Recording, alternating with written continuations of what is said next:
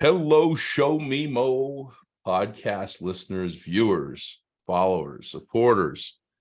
We are in for another episode 7. I'm excited about this one as I am about all of them. But I've gotten to know this guest quite a bit over the last few months. And I got to tell you, every conversation, I feel like I get a little bit more impressed, but not surprised by the work ethic and all the awesome that Mr. Casey Housman is doing in St. Joseph's, Missouri. So welcome first and foremost, Casey. Thank you. And I got to tell you, the first time I talked to you in Zoom recently, I was like, man, is that your office? And I have to say, while I'm appreciative that you don't have any Chiefs memorabilia on the background, that chair I would sink right into, and I'd probably have an afternoon nap or two. Even if it's not my office of my own, you probably find me in there napping. That looks super comfortable. Oh, it gets plenty of traffic, trust me. So listen, first tell us a little bit about how you got to where you are today, and then I want to dig into the district and the day-to-day stuff. All right. Well, first off, my name's Casey Housman. I'm the coordinator of maintenance and warehousing for the St. Joseph, Missouri School District. I grew up here in Missouri on the northeast corner, opposite side of the state that I'm currently in. Went to high school, went to college here in St. Joseph, Missouri. That's where I met my wife. I moved away after college. I built telecommunication towers for about 10 years, all across the United States. I've seen a lot of beautiful country, been to about 46 of the 50 states. I feel pretty fortunate for that. I got out of the tower industry just for the fact that I had a little incident. I got to where I didn't like heights anymore. And so I decided I'm gonna go into something a little different. I was a superintendent of that construction company there. So I went into, I'm gonna try some manufacturing. Started in a manufacturing plant. I started there just at the very bottom. I started loading train cars full of grain. 6 months later, I was promoted. Went in, I saw the parts inventory guy. So I negotiated inventory parts for prices for the company. Then I became the maintenance supervisor. About 2 years later, I became the maintenance manager of the entire plant. And about my 5th year there, I became the director of operations. So I was over all the preventative maintenance, packaging, the milling, you name it. That's what I dealt with every day. Outside of that, excuse me, I got a cough here, so fighting the cold. But just keep that Kansas City cup away. You can use those water bottles. That's fine. Yeah, but yeah, so my kids got a little older. I decided, you know what, time for another change. So spent 10 more years there. I spent 10 years at that plant, and so then an opportunity came open at St. Joseph, Missouri School District about 4 years ago now. Jumped on the opportunity. I came in as a facilities manager over the custodial and everything. And then I moved up to the coordinator, which I'm over all of the maintenance, the custodial, the warehousing for the district, distribution of the district. Our district itself is about 11,000 students, give or take a few. We've got 30 buildings, 350 acres of property roughly. So it's a pretty large undertaking at times. I get a couple of things here that I get to know something new about you every time we talk. And I'm going to get to that first though. Your kids are in the district. Do you live? Yep, I live in the district. My kids go to school in the district. I've got one in elementary school and one in middle school. Next year it's going to be middle school and high school. That has to improve your pride of ownership of your job, having your kids walking the hallowed halls of the spaces that you manage. It does. My daughter, on the other hand, if we've got an air conditioning issue or anything, I automatically get a text. Dad, it's cold in here. No work orders needed. On it. Yeah. The entire faculty and staff of the district knows your kids, and they say, I really don't want to put a work order in. Could you do me a favor? Could you just hit your dad up on the hotline and let him know that you don't feel all that comfortable with the heat or the air conditioning in here? Yeah. Happens all the time. Yeah. That's great. No, I didn't know you did work with towers. That's That's on I my started out to-do originally, I list. just put all the utilities, concrete work, flat work, generators, things like that. And then about my 4th year in, I started climbing. Yeah. Like my highest tower I was ever on was 750. Yeah.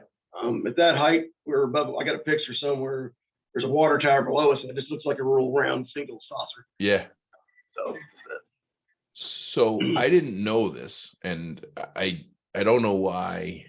I can't remember what they gave me for an answer, but a now retired business official in South Carolina, her husband, his job is changing the bulbs on the antennas, which are in some cases 1,500 plus feet up. I mean, absolutely. they're just little needles. And so I said one day, I said, if there's ever any way that I could climb one of those with him? Because some of them actually have elevators.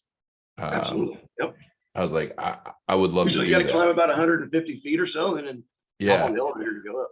Yeah. I said, I would love to do that. And then as time has gone on, that was a couple of years ago, and I probably would still do it. But every time I drive by a radio antenna with the flashing red lights, I go, it's pretty far up there, man. And there's just a couple of cables hold. I mean, they've been held up for a long time. It's not like the day that I go on it is the day that it's going to fall over, but it's scary stuff. And the fact that people put those together and climb up there is amazing in itself. So it's a pretty large undertaking. Some people probably don't understand how it works or how you even go about doing it, but it's a pretty interesting process. Yeah. We'll have to talk deeper on that on a side note at some point. Yeah, I'll show you some pictures. Yeah, no, look forward to it. What I guess what was that? I mean, this is one of those things where, I mean, you've done a little bit of everything. Was it just like a help wanted ad that was in the newspaper? Was it you and your wife sat down and you said, hey, this might be a good avenue to go down? Like, I'm trying to find out what attracts people that you have really two different groups of people, right? You have the people that start out in a district and they go their entire career, right? That's pretty well covered. We need to find more of those folks.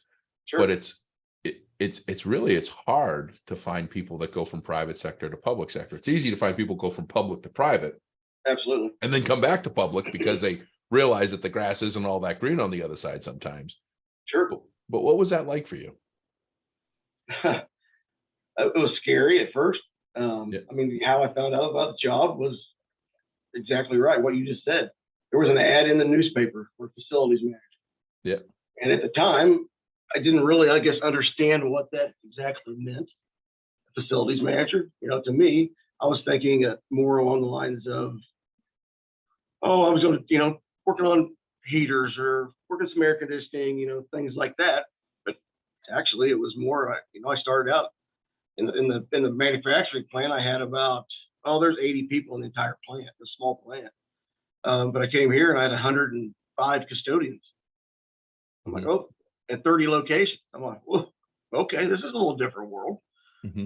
It's a totally different demographic.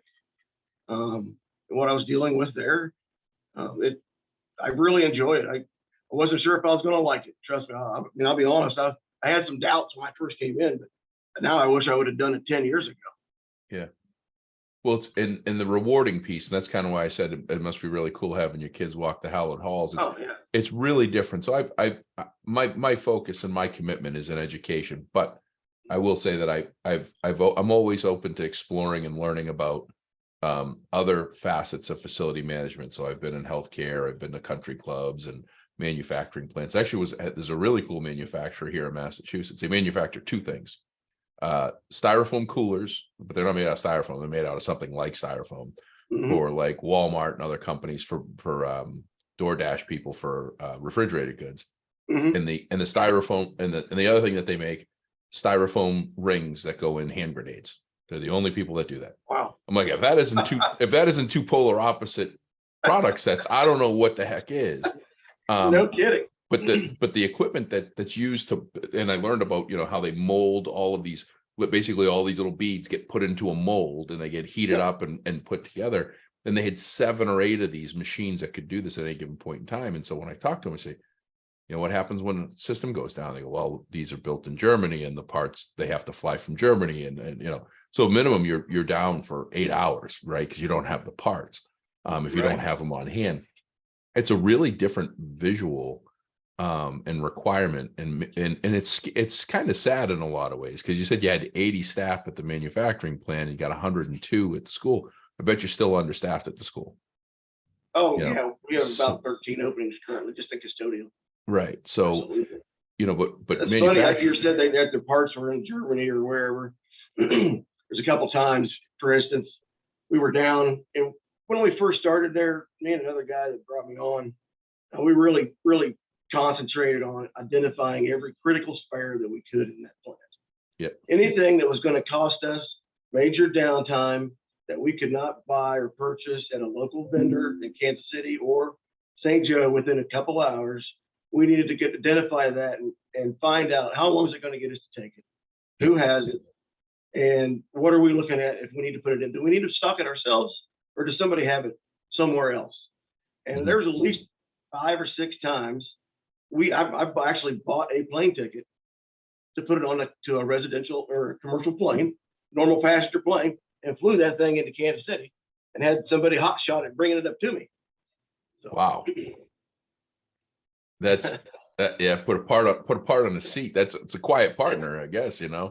But these are the things that sometimes people miss. I mean, successful manufacturing companies, they have a huge warehouse with space and all the parts and everything else. And like when you think about manufacturing plants and how much is produced in a day and what it costs, I met a guy that he was applying for facility director position for a company that manufactures lawnmower blades. And I was like, well, geez, how many lawnmower blades can you make? He goes, we press one every second of every day. So one gets produced every second of every day, which translates to 86,400 a day, or let's see here, 31,536,000 a year. And when we're talking about supply chain, when you talk about like getting people to wrap their heads around things, because we talk about we're going to talk about supply chain and how easy or hard things are to get now, even 3 years after the kickoff of COVID. When you're closed, when your manufacturing plant is closed for 30 minutes, it can be an impact. Close it for 3 months, like it was in COVID. Now that's a wild setback. But no, it's interesting stuff. And first of all, when I was in the manufacturing, anytime we were down, we knew what the hourly rate was. It was cost us $10,000 an hour. Right. When we were down on unscheduled time. Right. And the crazy thing is, schools, you can't put a financial piece to downtime or environment. There's lots of studies coming out that are showing that an improved learning environment, and I just call it an improved environment, because for a lot of these kids, it's the best 8 hours of their day. They might not be getting the education that they need because they don't want it, but they have a very safe, comfortable space for 8 hours of their day, which makes a huge impact on the outcome of who they are at the end of the day, regardless of their grades. You're absolutely right. I stress that to all of my staff. To try to leave your problems at home or at the door when you come in. I said, because that's not the atmosphere that we want our children to be in. We want this to be the safest place that they go to. This should be the comfort. They should be happy to come here and should be happy and feel safe with anybody that's in that building and around. He said, because you don't know what that young person goes home to at the end of the day. This might be the only hot meal that they get.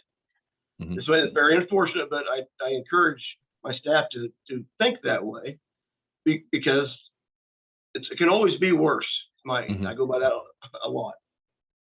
Well, I'd say I measure people in some strange ways, as far as who I want to work with. As a vendor, I get to choose who I want to work with just as much as the person does on the other side. And one of the ways I measure is passion, passion, and then what they're doing and how they're doing it. And you're obviously passionate, because I think the last three conversations we've had have been outside of what someone would consider normal business hours. I think I called you at 7:15 this morning. I was working. Yeah. And I think we were talking on Monday or Tuesday at 6 or 6:30 at night. But I feel like you still balance life pretty good with family and everything else, but you are extremely passionate about what you're doing at the district. And one of the things I'm really impressed with is your level of importance of knowing about your district. So it's kind of like, hey, how many sinks do you have in the district, right? Right. If you sat in a room, with your peers, and it's no offense to them, but if you sat in a room with your peers, how many would actually be able to tell you how many sinks they have in a building or in a district quickly? Not No many. one. Right. Right. Yeah. And how many sinks do you have? I have 1,263. And if I ask you doors or windows or roofs or units or a number of different things, you know that information. And Yeah, we do. I mean, I don't know everything off the top of my head. No, but I think that's important. Well, here's one thing that's really important. We'll talk about sinks. And I'm only saying sinks because we just did the MSPMA winter workshop for the first time, and one of the topics was lead water testing, right? Correct. At a bare minimum, you need to know how many drinking faucets you have in your district, right? Opposed to just sinks, right? Because there's a difference. You have to test every sink and every faucet. And what I learned, which I wasn't really aware of, and you may have been the one that made the comment, you could have a sink in an elementary school, first grade room that isn't deemed drinking water faucet sink bottle filler. But those first graders don't know, you have to label that properly, and you have to know. And it's, if you have 900 drinkable sinks, you got to make sure that one is one of them. Absolutely right. Where did you, so again, it's no slight to your workload is heavy, your workload is hard. I know there's a lot of folks in Missouri that I've talked to that are doing a lot of that stuff, but many facility directors, they just either don't have the time, they don't have the realization that those questions are going to come up. Where did that come for you, where you were like, hey, I need to know all this stuff, and I need to have it accessible, not just know it, but for like what you said, which was a great comment, because I feel like I have to know everything to be able to talk to. But as I shared with you, I've got 4 files. I've got 4 magic files that if I'm talking to somebody, I can go into one of those 4 files and I can find just about everything I need really quick. So I'm not that smart. Where did you find that level of importance to have that information? How often do you flex your muscles and say, hey, I got 1,263 sinks in the district? And then the third one is, when you do have to do that stuff and you do provide that information quickly and efficiently, what's the outcome as far as how you're looked at from your peers, from your stakeholders, from your bosses, whoever? Oh yeah, I mean, so we've got basically like a playbook is what we call it. And I was fortunate enough coming into this position that my predecessors did a wonderful job. They developed this playbook back in 2009. And it has every square foot of the building, faucet, pencil sharpener, to eye wash stations to you name it. And it comes up very often, if you'd be surprised.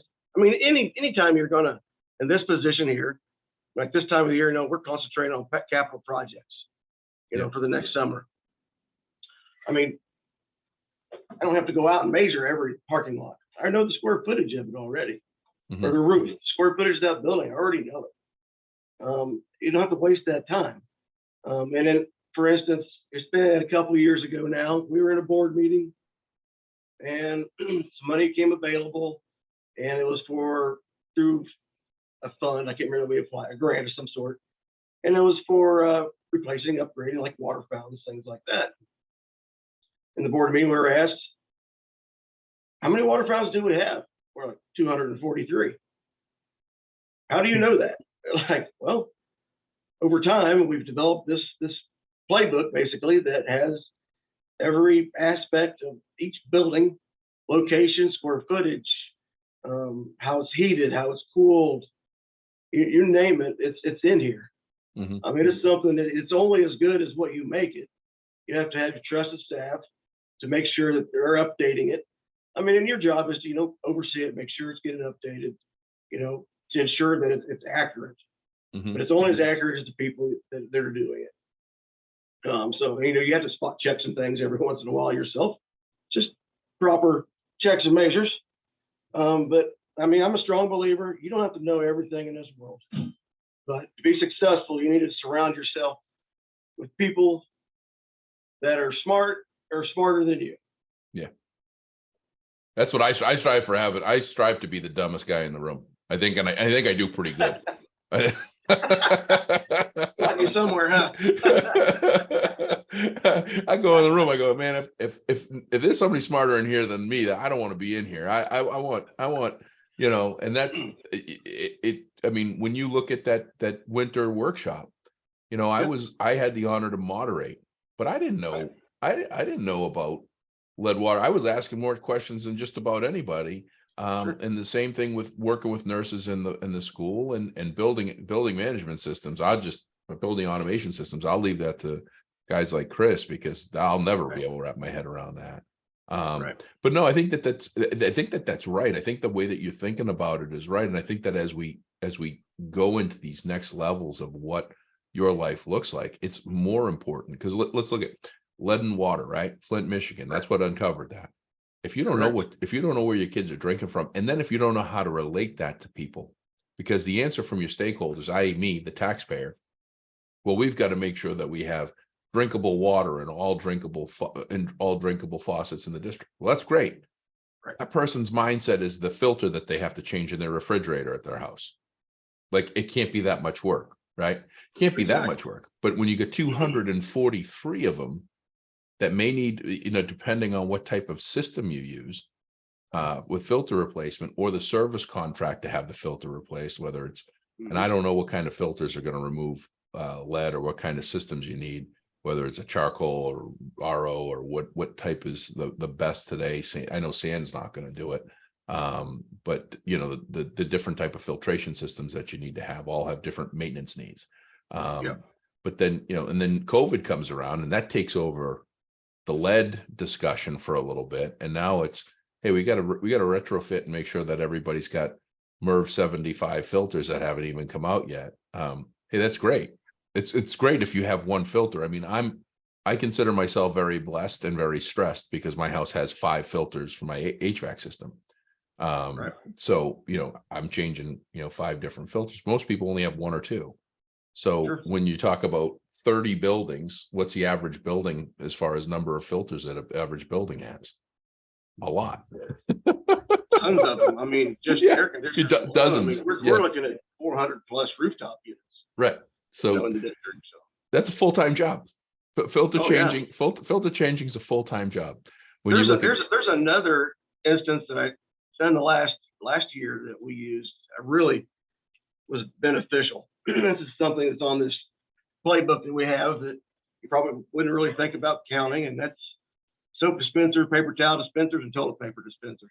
Yes. If many people, contract their paper out and do that every year, and the old brown paper rolls are getting harder and harder to find, because unfortunately with COVID, some of the manufacturing plants shut down, and the industry is kind of starting to go away from that. Well, we were in a position that, all right, we're a little ahead of everybody else on this one. We got lucky because our supplier, was as well informed, was a really good relationship with them. And they're like, hey, you just really need to consider for a district your size. We're 19th largest, I think, in the state. District your size, and the condition and the age of your receptacles you're using, your dispensers, are really outdated. We got to looking, all right, well, pulled some work orders up from our CMS system. Yeah, we've had quite a few of these we've had to replace. You're looking $15, $20 a pop. Some districts that don't have the luxury of getting a really discounted price on mass volume. It's even more expensive than that. So we're like, well, how many darn towel dispensers do we even have? I look at the playbook. It says we got 1,120 paper towel dispensers. Wow. I'm like, okay, well, what about toilet paper dispensers? They're like, well, you got 973 of those. I'm like, wow, okay, what's the cost of that? Well, what am I looking at there to replace everything brand new? They're like, it's going to be $80,000 plus dollars for the dispensers to replace the dispensers. Wow. I'm like, okay, yeah, we might not be able to do that right now. Yeah. So, we ended up being able to do it. We did it, but it gives you something to look at and budget towards. Because those are some things that you got to think about that you don't normally think about, because it was actually costing us money, and it's going to cost us more money in the long run. So, but that's another instance that came into play, is what I needed the playbook for sure. Yeah. People, and that's, you make such a great point. Does anybody use trifold paper anymore? It's all rolls, basically. Rolls are air dryers, right? That's basically what. Well, no, our new ones we went to, they're trifold. Oh, are they? They're trifold. They Velcro together. They come in a pack. Oh, I love those. A pack of like 1,000. These dispensers can hold like 5 packs. Yeah, so we're changing them less. It holds almost 3 times more than the roll has on it. Yeah. So we're looking at labor savings there. There was some study or something done, probably from the brown roll paper people, that said that the trifolds were ineffective and wasted and all this other stuff, and everybody switched over the rolls. And what's interesting is, I mean, some schools get those dispensers for free with their contract, but you're going to pay for it in the paper. There's no such thing as free. But when you think about that stuff, and when you have parents that call, and this is a topic for a whole nother day that I'd love to just pick brains, because I'm not a scientist or a estimator of how many rolls of paper towels it is. I just use them all the time because I travel so much. But it's always interesting to see the measurement of dispensing of a paper towel roll. It's never enough, right? No. It's never enough. And I listened to someone that was an expert, and they said, we want people to swipe twice, to hit it once and use it and do it a second time, but they turn the roll back like 15%. So it's actually like a 30% reduction in the 2 rolls. Mm-hmm. But nobody, because they can do the count, like how many consistent, swipes or whatever it is. And they said, the people aren't going for a third, but we're taking away, 4 inches on each spin. And that's how we're able to, and it's wild that the science behind, how much do we dispense, and what's the typical person's hand size, and how much do they use to dry it, and do they use the paper towel to pull the door handle? Right. There was one school that I talked to that they put the foot openers at the bathroom doors. So they told me that they put the foot openers in because there was an increased use after COVID of people doing a third whack of the paper towels, using the paper towel solely to open the door handle. And they were like, that foot opener is $25, $50, whatever it is. Money we're saving on the paper stuff. Like the stuff you guys have to think about, like, it makes my brain sore, and I don't have to think about it that way. I just have to talk about it, right? I mean, when we were looking at, deciding if we're going to do new paper towel dispensers or what, I mean, we went down the avenue of looking at, hands-free air dryers. The few things that we found there, I mean, one is the expense. Yeah. When you're looking at almost 2,000, well, 1,200 hand dispensers, paper towel dispensers, and you look at these hand dryers, and then they're $1,000 a pop. So it's a pretty significant amount of money. And then a lot of those that we found out too, that all your water off your hands goes onto your floor, onto your finish. Ends up ruining that as well. Or the ones that catch it inside have a catch basin, and it sits there. There. It's just a breeding ground for bacteria. Yep. Absolutely right. And then on the other thing is, our buildings are old. Our oldest building now that we currently own is, I believe, it's 1903, all the way to 2016. So it's a pretty vast array. So all those old buildings, they don't have the electrical capacity, one, and then they're all hard stone, so getting the power and everything to each location is logistical nightmare alone. But also you got to think of the cost to even do that. That's tremendous. Yeah. To have power to every location. I mean, you really need to have such a laundry list of what if then, like, if someone, if all of a sudden, people come in and say, hey, we want to switch to hand dryers, some folks would just be like, all right, well, let's switch to hand dryers. But how are all the pieces? I use interactive whiteboards. Right. People just think you just throw that up. You just throw that up on the wall like a plasma TV, and you don't even need to run the cord through the back of the wall. But in a school, you need to do all that stuff. And so just to hang up an interactive,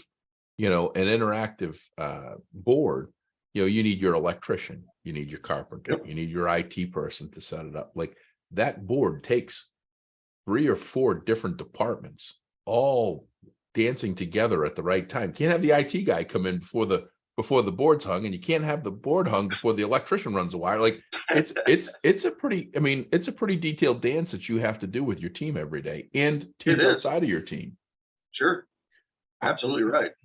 How do you do all that? Like, how do you coordinate and make all those projects kind of go, like, because the biggest challenge when you talk about those towers, and you said people really don't know what goes into that. I don't think most people know what goes into a typical, project in your district. You're talking about your upcoming capital projects. Sure. How hard or easy? You make it look easy sometimes, I guess. How hard is that to coordinate? Well, it's not easy. No, I can't say that at all. You gotta, it takes, first step, it takes good people. The second step is you gotta make sure you provide them with the correct tools.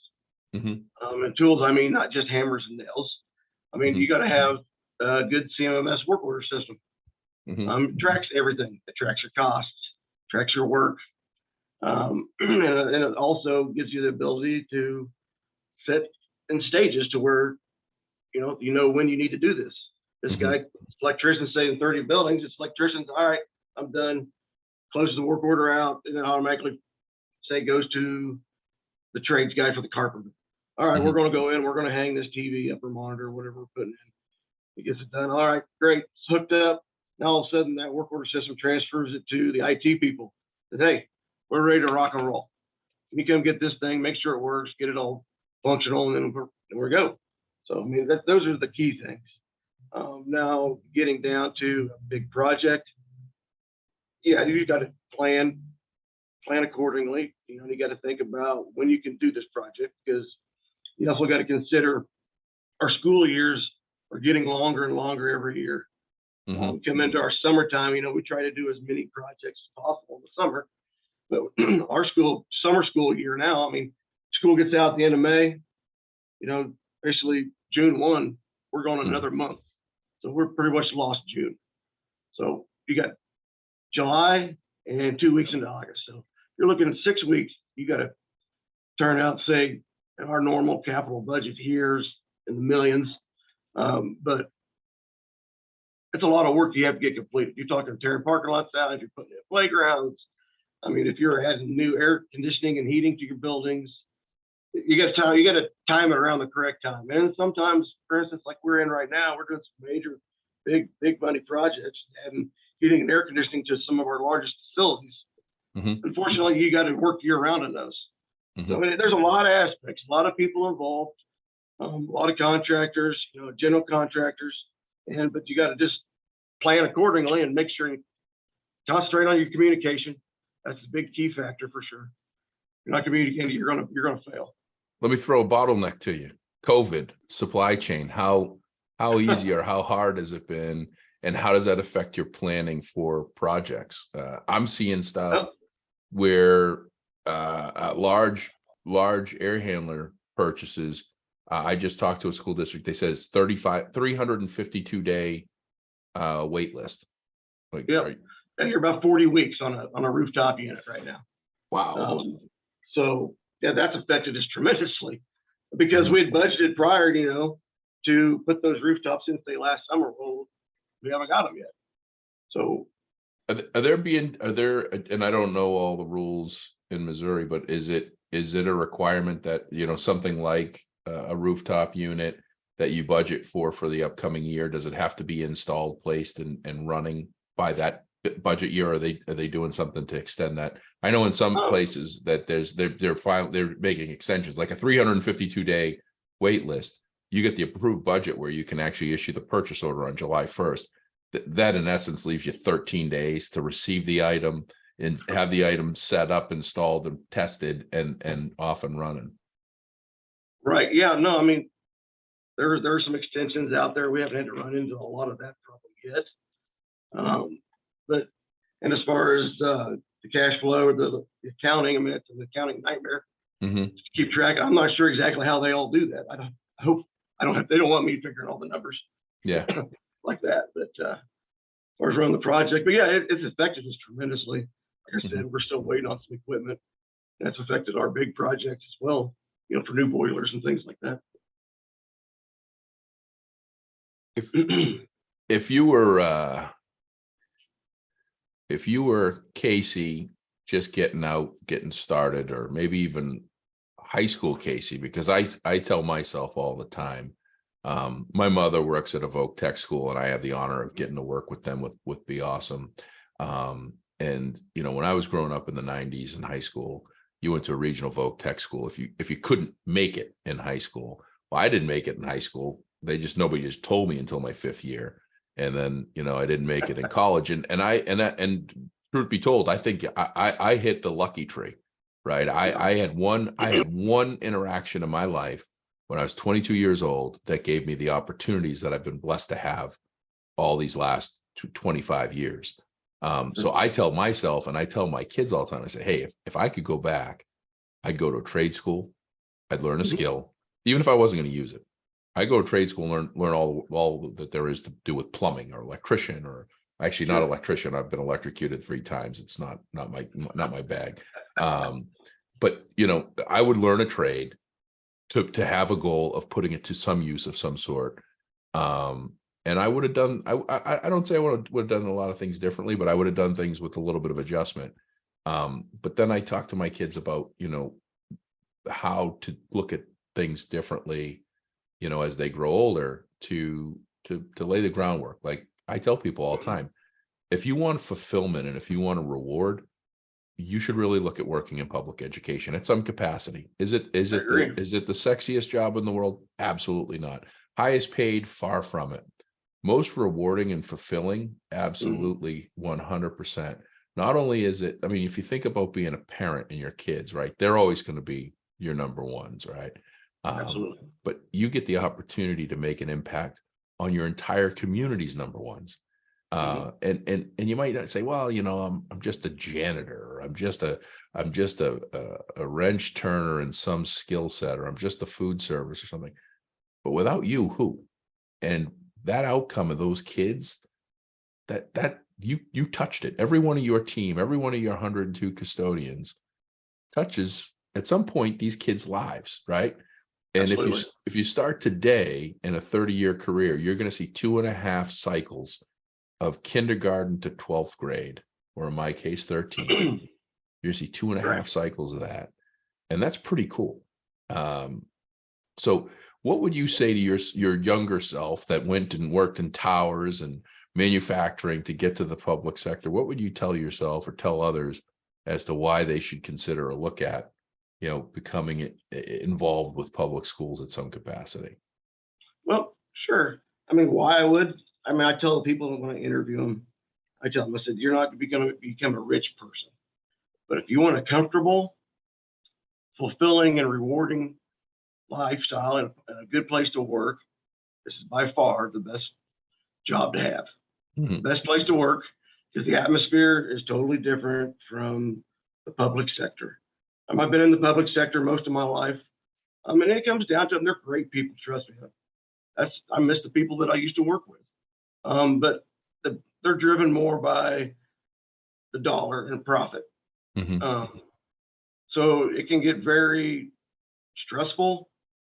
Every job can be stressful, but it's what you make of it. And I'm a true believer in that.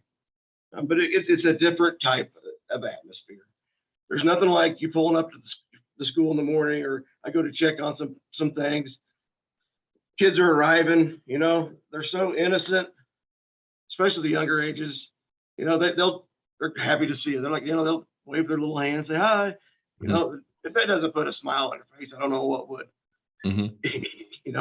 But just the interaction that you see with the staff and the children is by far one of the most rewarding experiences I've had in my entire career. Yeah, no, I'd say it all the time, and I stole it from one of my good friends, Ken Wirtz in Massachusetts. He says, hey, if you're having a bad day, go to the kindergarten class. Go to the kindergarten class and sit there just for 20 minutes. Absolutely. And look at those kids and realize that's what it's for. And I always tell people, kids aren't born bad. We don't come out, we don't, some of us are angry because it's a whole lot easier on the inside, not having to do anything, get 3 squares a day and everything. But kids aren't born bad. They're born into some bad situations.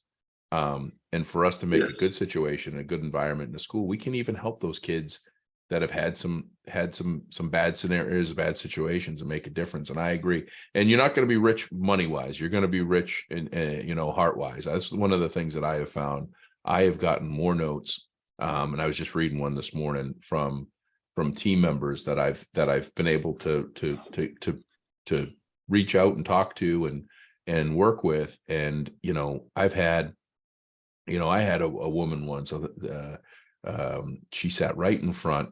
She was at a district. It was a bus kickoff, a bus rodeo / doing your first run of the year. And this district had me come out and do a kickoff morning motivation. And this young woman sat in the front row, and her t-shirt said, you think your being here makes me happy. And that was her nice shirt. One of her team members said, that's not good. I said, what? And they said that she showed up and she wore her nice shirt. And I said, oh, wow. Okay. Well, that's something. And I never addressed her, didn't do anything. I just did my talk. I got done. And she came up and she said, would you give me the honor of riding in my bus and me showing your route? And they just got the natural gas buses. So that was kind of a cool experience. And I was listening to her. She got pregnant at 16. Her daughter got pregnant at 16. She's lived in the community all her whole life. All she knows to do is drive a bus. And everybody looks at her as this, upset and angry person. But inside there's this person that cares and wants to make a difference. Just people don't pay attention to her, mostly because of the shirt she wears. I asked her, I said, can I ask you a question? Why did you wear that shirt? And she said, I thought it was funny, didn't you? And I was like, no, because I'm the person that's looking at it going, you think that you being here makes me happy. I said, I'm sitting here going, I'm trying to make you happy. So it's important that we let people, we understand and get to know people and understand that some of them have been through challenges and they want to make a difference, and that's the way that they can do it. So no, I think your description, when people apply and hopefully you start filling those positions, you're not one of the districts that's gone to 4 days, are you? No, we're still 5 day. Yeah. That's interesting. I'm going to be smaller districts have in the state. Yeah. Independence, Missouri is supposed to be going to the 4 day. Yeah. They're pretty similar size as we are, but we're not going to the 4 day anytime soon. I've been tracking a lot of that stuff. And it's interesting. It's still very early. For those that are listening, there's a number of school districts, and it's pretty popular in Missouri from what I'm gathering of for employee retention and employee finding is going to a 4 day school week. It has its whole other level of challenges and difficulties. But one of the things that I'm seeing is an increased applicant pool. So, you don't have anybody knocking down your door, but if people can work 4 days and get that work done, in your case, your team's working 5 days. They just have 1 day where the school is empty. So it's really no change to you. It's more on the curriculum teaching side of things. So I'll be interested to see how more of that. One of the other things that I think that you touched on that I think is spot on. In private sector, all these companies talk about people before profit, but that doesn't happen. That's just a bunch of that's a bunch of words. And so, but with public education, it really is people before profit, because you really don't profit financially. It's not like, hey, we did a really great job, we were more efficient, we did this with 16 less people and and there's stock options or anything else. It's a budget that you work off of to provide an education for kids. So it really is people before profit, and that's a genuine statement that holds true in every school USA. So we still have budgets, we have to follow those. Yep. I mean, we want to, because it's our community's money, right? But we want to provide the best atmosphere and the best education that you can possibly get. Right. We're developing our future. That's what we're doing. So we have to consider that. And you have to consider your employees along the way. I just encourage my supervisors, be truthful, be honest, be Yeah. real. Your employees are no different than you are. You both put your pants on one leg at a time. Yep. You know, and there's a few things I was privileged enough, my last position, to work for a CEO that was truly, honestly, he cared about the people that worked for him. Yep. I got this little sheet here I was going to show you on the screen on your side. Oh yeah. He developed this. I took it from him. It's called the Code of Team Behavior. Every meeting we had every month, we all, as a group, we read through this Code of Team Behavior. And, I'm going to read a couple of them here. Number one, he always came up. He's like, focus on reward and celebrate results, but not effort alone. Yeah. Work diligently in the constant pursuit of excellence with a sense of urgency. Teach, coach, and mentor. Mm-hmm. We want members who own their process. We were a big push on, own the space 10 feet around you. Yep. And that went up as far as if you're walking on the sidewalk, say, like if I'm walking up to a building in the morning, I see a piece of trash on the ground, I will pick that piece of trash up, Mm-hmm. no matter what. I don't care who it is. I'm not better than anybody else. I pick that piece of trash up no matter what. Treat people with respect and dignity. Communicate clearly and often. So those are a few things that I push to my people as often as possible, just because I want all the employees to feel like they're cared for, that they want to be there, and want to let them know that we're here to support them. Yeah. I'd like to get a copy of that if it's shareable. Absolutely. That's fantastic stuff. You struck a chord with me with picking up the trash, and I know you would. But there's a lot of people that wouldn't, and I experienced this with a facility director. His name's Greg Lookabow. He's nationally recognized. He was one of the creators of the Facility Masters conferences around the country that Missouri modeled after the Midwest Facility Masters Conference. And I walked with him one day, and he's a well-known executive level facility director with large school districts in Texas. And we were walking down a hall, and there was a piece of paper on the ground, and he started walking faster. Like he had to get to that piece of paper faster. Right. And he picked it up. He picked it up, and I said, Greg, what's going on? He says, if I don't pick it up, who will? And exactly. I said, okay. He says, if I don't pick it up, it'll stay there. And, we talked a little bit about the McDonald's model, right? And McDonald's not letting their bathrooms get dirty. If someone walks into a dirty bathroom, it's got a paper towel on the floor. Guess what? They're not going to be all that concerned about not throwing another paper towel on the floor and another one and another one. That's how you have a dirty mess. And that's when they came up with the hourly check, with making the mandatory check with signing your name. But that's a huge thing, and I think that's important. A leader should never ask their team to do something they're not willing to do themselves. Just make sure they understand that you don't want to have to do it too often, because then you don't need them. But no, that is all awesome stuff. One of the things I'll tell you, I haven't told Missouri this, I don't think yet, and it's because I haven't given the talk. But one of the most powerful things, very few schools that have done it, but the ones that have been thoroughly impressed with. If you have a space where your team congregates, or a space and I don't know the layout, if that's just your operations building space, but finding a wall and calling it the Wall of Fame, and then going to Michael's and buying a bunch of 8.5 by 11 inexpensive, all consistently the same types of picture frames, and print out emails, accolades, and anything that showcases your team, and put it there. Casey did a great job, because all your team's work is behind the scenes, and we can talk about it, and it can be digitized, and we can put it on Facebook. People lose that. What they don't lose is that Wall of Fame acknowledgement right there for people to see. And that's one of the coolest things that I've been starting to push the last year or two, and I'm starting to get traction. People are starting to do something like it. And they're starting to say, wow, our morale is a whole lot different. And people are trying to get their name up on there. They're not going around saying, hey, drop a good word in for me. Their work's improving, their work level's improving.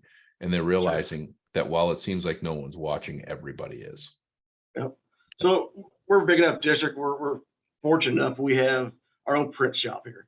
We make Yep. coloring books, and notepads, and some of the curriculum tests. Those things we make here.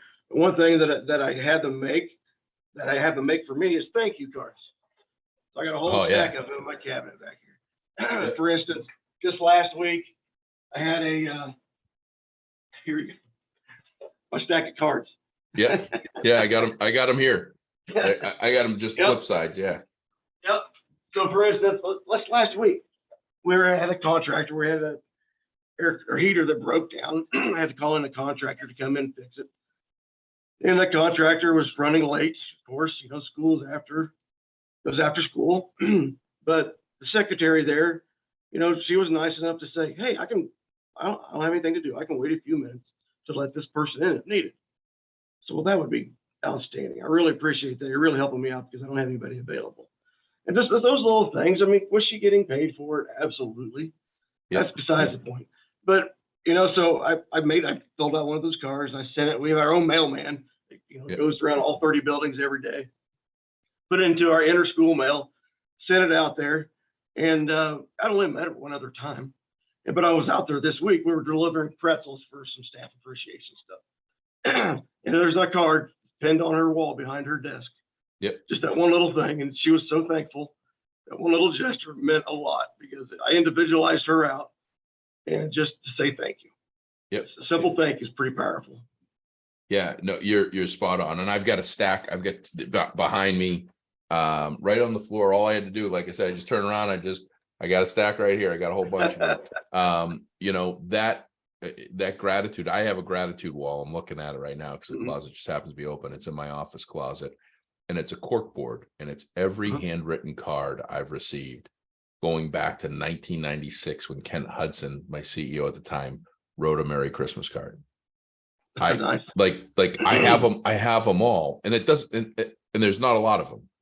You'd think Right. 25 years you'd have, you'd need a whole house for them. The reality is there's not a lot of people that do that.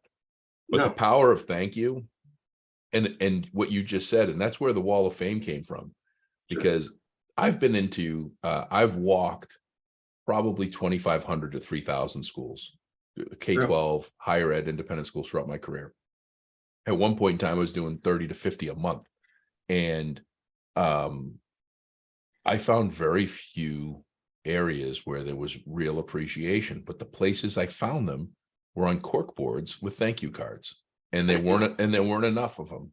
Like if people knew what you and your team did, somebody would write a thank you card every day minimum and probably bake lots of pies. Right. Oh yeah.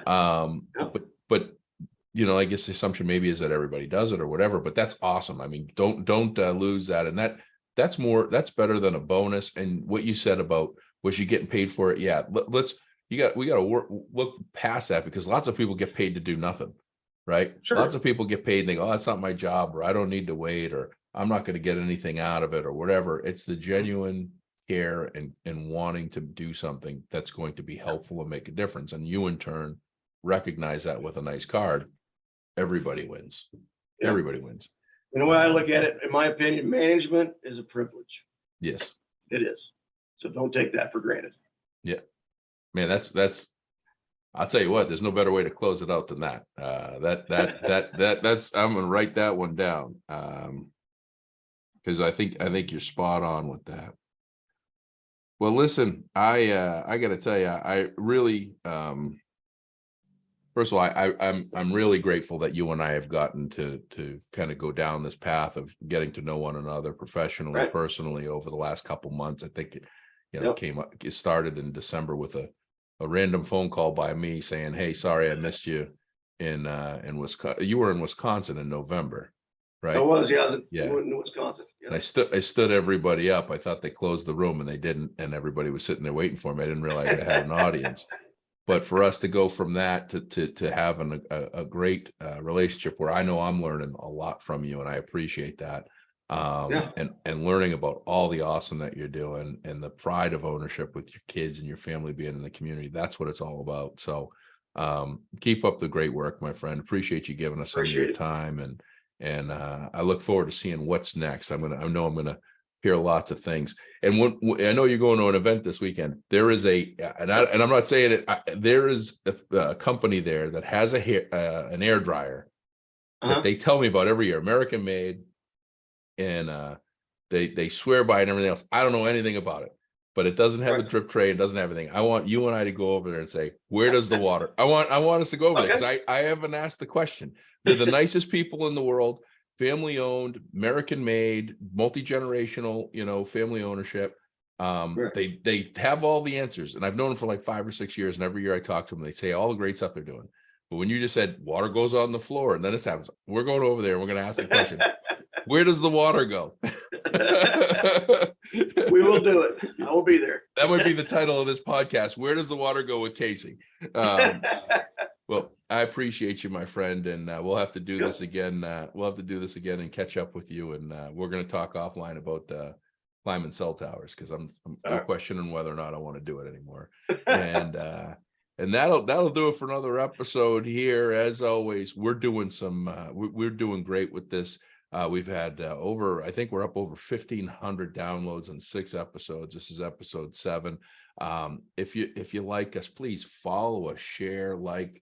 If you're on LinkedIn, if you could share our LinkedIn page, the Show Me Mo LinkedIn page. We want to start doing these live, and the only way we can do them live on LinkedIn, which is where a lot of our listeners are, is if we have 150 plus followers. So we really need you to hit the follow button on LinkedIn. If we're doing a good job and we deserve your 5-star rating and review, that helps us get rated as well. Our goal is to have not just Missouri listening, but the rest of the world listening to all the awesome that's going on in Missouri schools, because a lot of you guys are doing some great work, and it should be spotlighted and showcased just like what Casey's doing. And if you have any questions, concerns, if we haven't earned that 5-star rating and review and you want to give some feedback or you want to be a guest, feel free to email me, Josh, JOSH @BeAwesome, but it's spelled BEAU, S as in Sam, M as in Mary. And I'd love to talk to you. So in the meantime, we'll talk to you next week. And where does the water go?